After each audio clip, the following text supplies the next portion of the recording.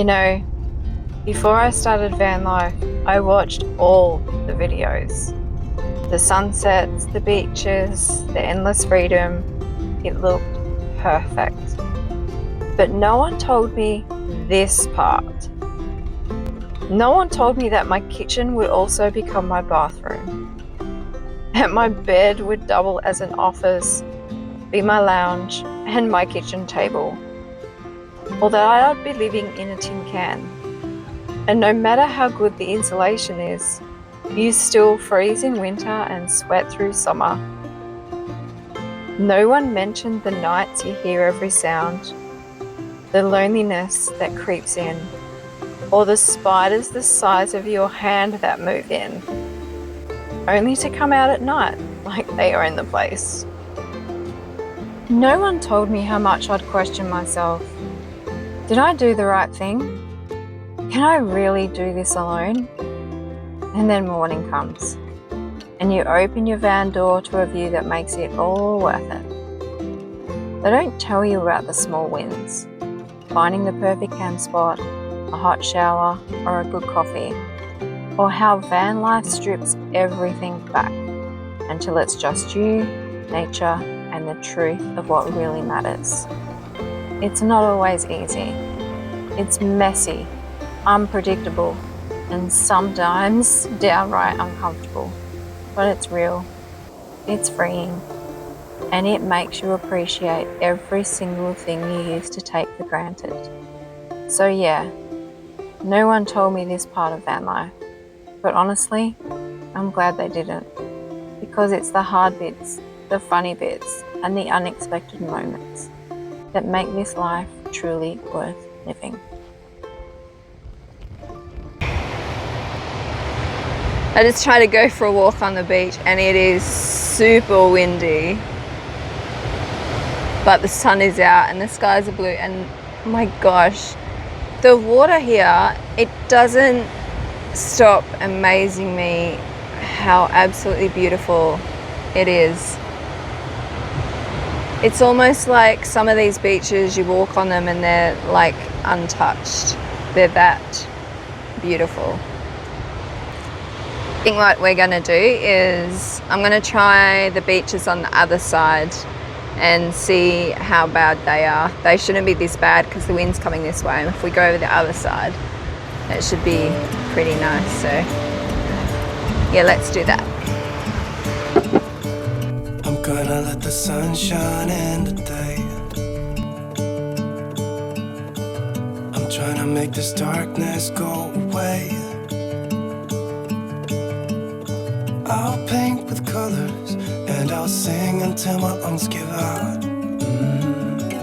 I'm gonna let the sun shine in today, and I will leave my windows open so that I can hear the sound of people talking and the wind blowing in the trees. Oh, I will open up my eyes so I can see the light. Oh, and I'll try to spread my wings so I can fly. Oh, and the darkness starts to fade. Feels like things are gonna go my way.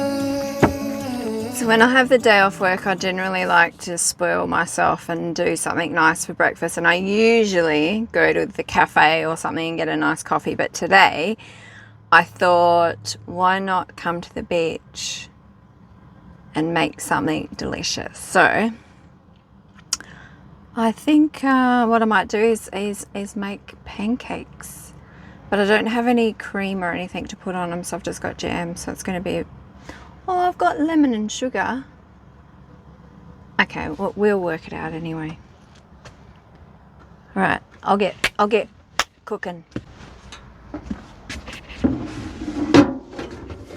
The clouds are starting to come in really quickly, so I'm not sure how much good weather we're going to have this morning. Usually we have a couple of hours in the morning. That's really nice, but I can see it's rolling in already. I half expected it to not be an awesome day, but you know, thought I'd have a little bit of time on my day off to enjoy, but no.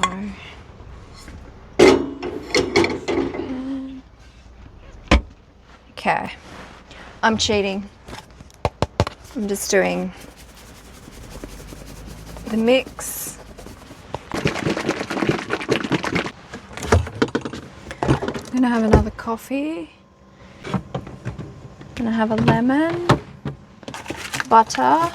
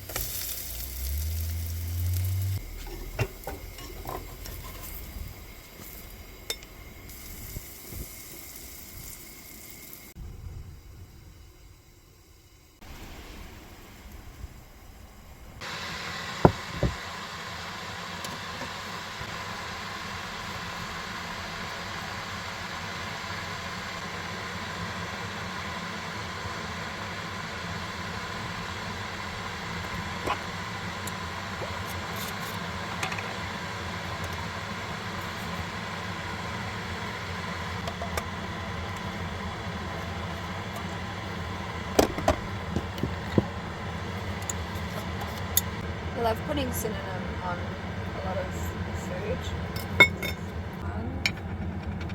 We have jam. Homemade blueberry jam, and I got this from York, from the health food shop. They do all types of jams and chutneys, and delicious.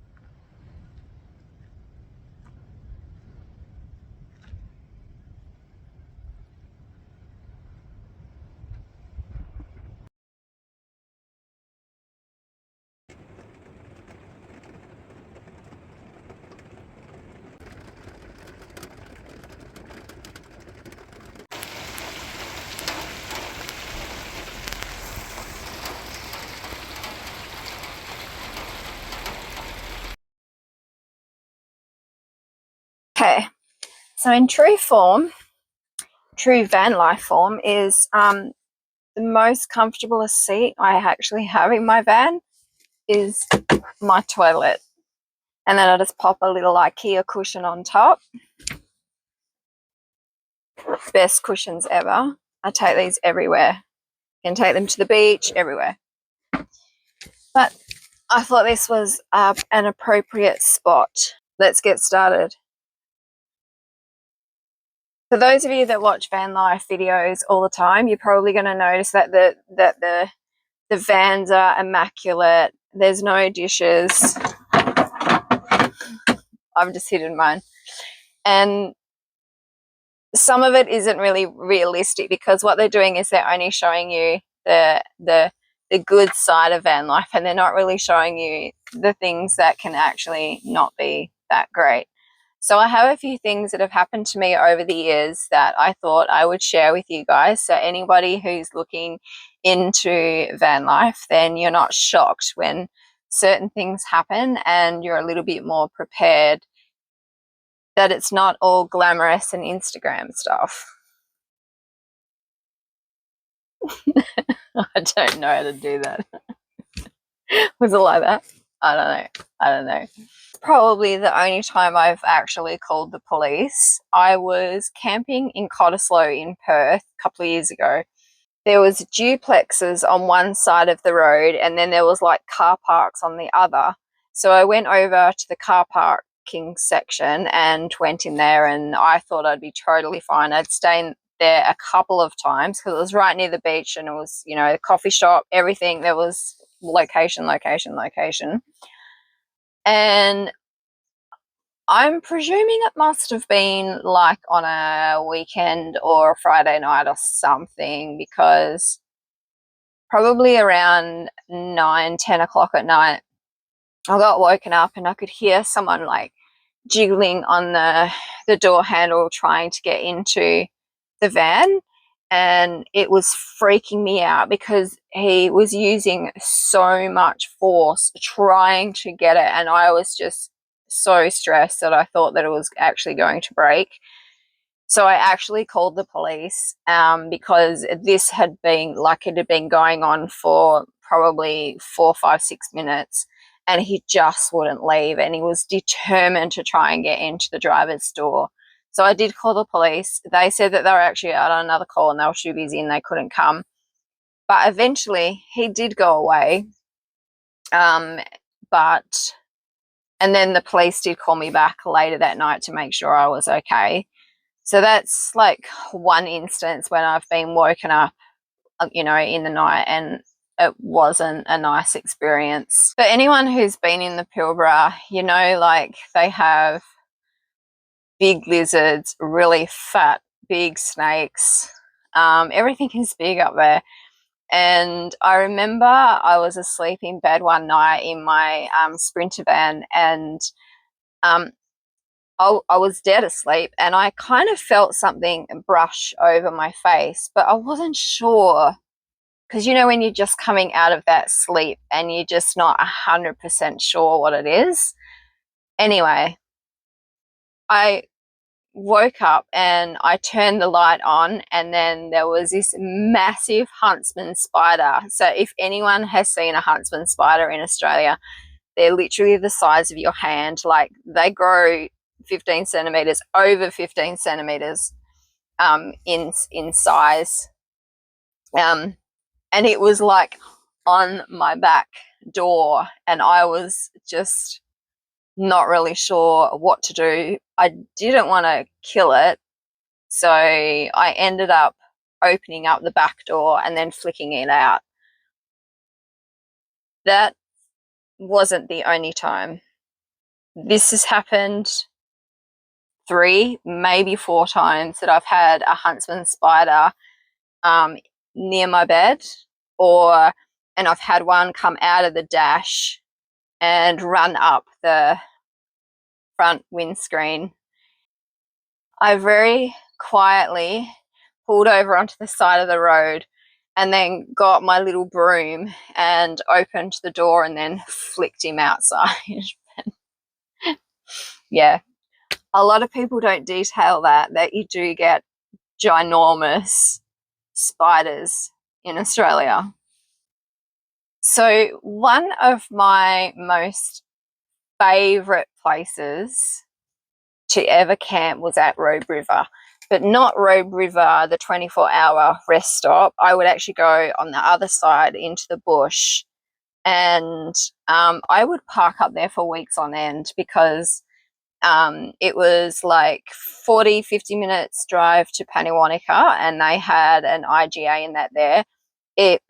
And it was 2 hours to Karratha, and no one bothered us while we were there, and there was only probably maybe 5-6 vans that could kind of fit there, and most people that went on that side, they were kind of like vanners or long-term caravan people that knew the area, so they would come on this side.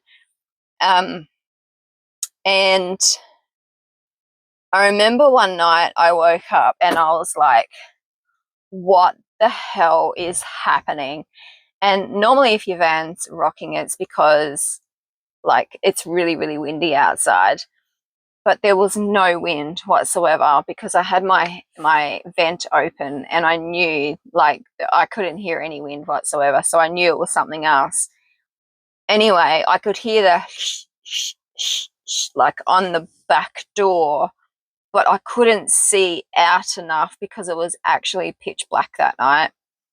And but eventually I heard like the hoof prints of the cows walking um, beside the van, and one of them had actually stopped on the corner of my van and was having the best scratch of his butt ever in his life, and he was seriously rocking my van.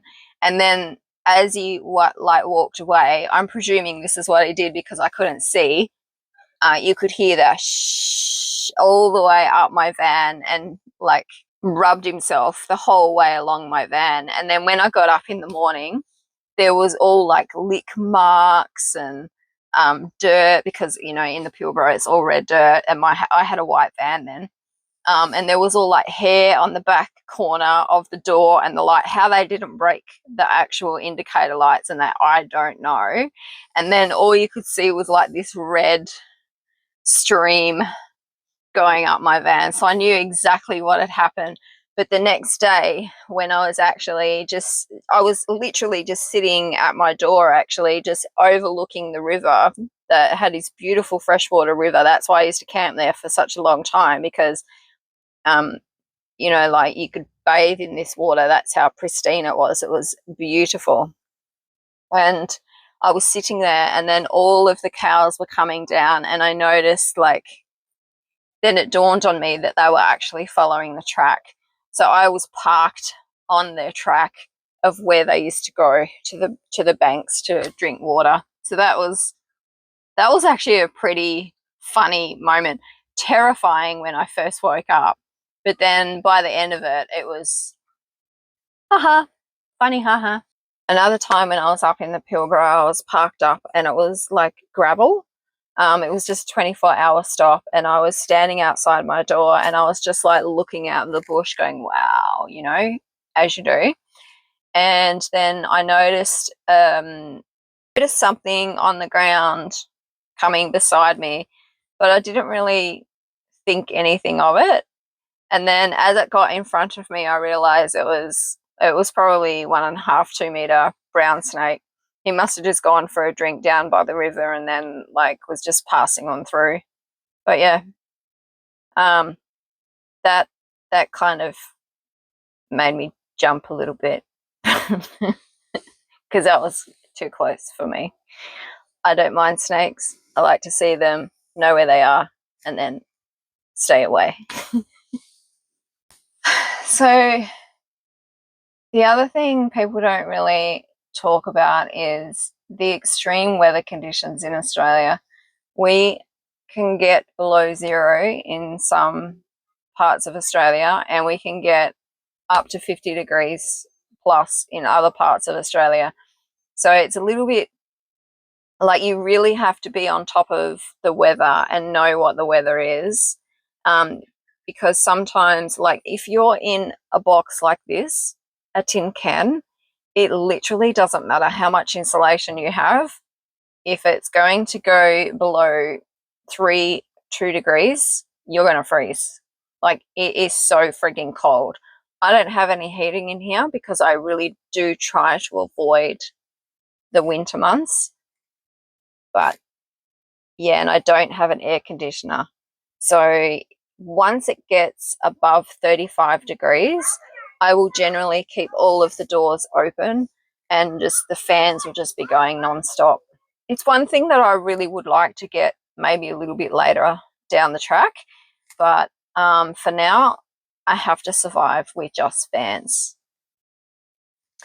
The other thing, flies. The flies can be mental. Like, I'm not talking one or two, I'm talking 50 flies that are so thirsty. They're just sticking in your eyeballs trying to get a drink. And it's like you can wave and do whatever you want. it doesn't matter. These flies are staying there. They don't care. So fly net. You must have a fly net wherever you go. The other thing is be prepared that you cannot always cook outside, that you do need to cook inside. So have something that you can cook inside with, because sometimes the flies are so bad you cannot imagine trying to cook a steak outside and you've got hundreds of flies. Like literally by the time you've cooked it, you don't want to eat it because so many things have touched it. And the other good point with that is when I was up north, I think I was near Newman or maybe Carragini, and I pulled over on the side of the road to stop for the night. There was bees everywhere and all they wanted was a drink, but man, I've never seen so many bees out in the bush before. Like someone had left a bowl of water and the whole thing was just covered in bees just trying to get a drink. Crazy. So yeah, make sure you're prepared to either have food that you can just easily prepare inside your van, or you can cook inside your van, because even the fly nets are not going to keep them out. Literally, you're going to have to shut yourself in if you're going to want to cook something for dinner. So yeah, I hope some of that is helpful. These are the things that came to my mind when I thought that I would do this video of what people don't really show you or talk about. And I know that there are some people out there that have mice in their van, and I've heard like sometimes across the Nullarbor there are plagues of mice and stuff, and people are having a terrible time keeping them out of their vans.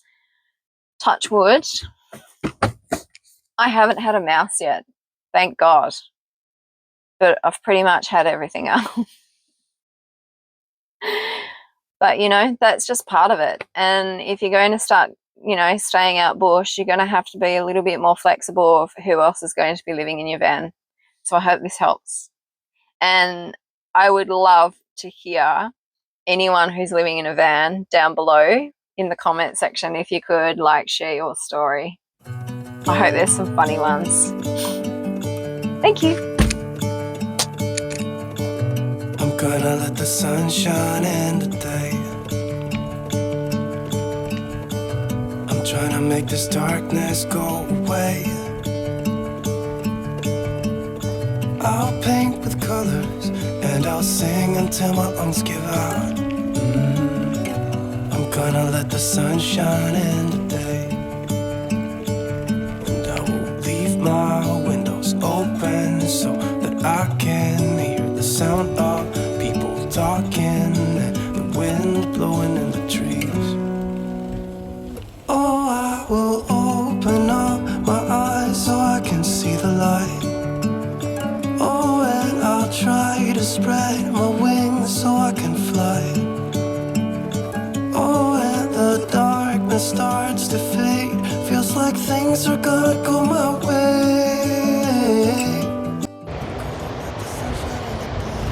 I just tried to go for a walk on the beach.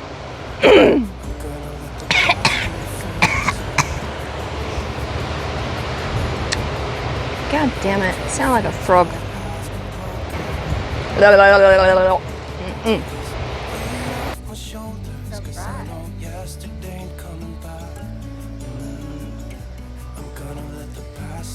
Can't see.